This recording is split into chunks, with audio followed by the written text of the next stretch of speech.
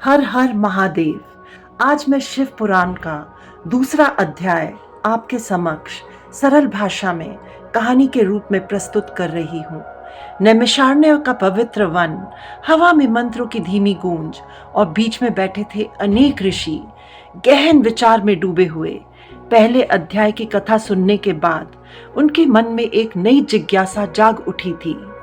सभा के प्रमुख शौनक ऋषि ने शांत स्वर में कहा, हे सूत जी, आपने हमें भगवान शिव की महिमा बताई, लेकिन अब हमें ये जानना है कि उनकी भक्ति का सही मार्ग क्या है और इतने सारे शास्त्रों में से कौन सा मार्ग सबसे श्रेष्ठ है। सभी ऋषियों की नजरें अब एक ही व्यक्ति पर टिक गई थीं, सूत जी पर। सूत जी ने आंखें बंद की, जैसे भीतर से उत्तर खोज रहे हों। फिर धीरे से बोले, हे ऋषियों, इस संसार में अनेक वेद, शास्त्र और पुराण हैं। हर एक में ज्ञान है, हर एक में सत्य है। लेकिन सभा में सन्नाटा छा गया। शिव पुराण विशेष है क्योंकि ये सीधे भगवान शिव तक पहुंचने का मार्ग दिखाता है। ऋषियों के चेहरों पर आश्चर्य था। क्या सच में इतना सरल है मार्ग? एक ऋषि ने पूछा।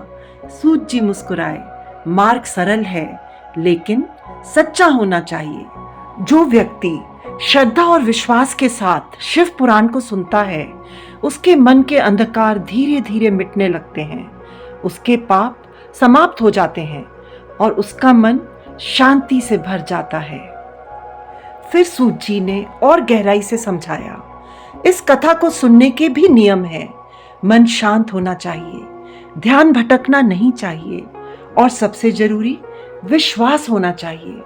अगर कोई व्यक्ति बिना विश्वास के केवल दिखावे के लिए सुनता है तो उसे इसका पूरा फल नहीं मिलता। ऋषि अब और भी ध्यान से सुनने लगे।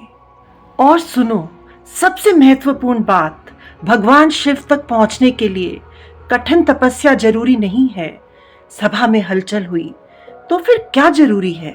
सूत जी ने कहा, सच्चा मन और सच्ची भक्ति।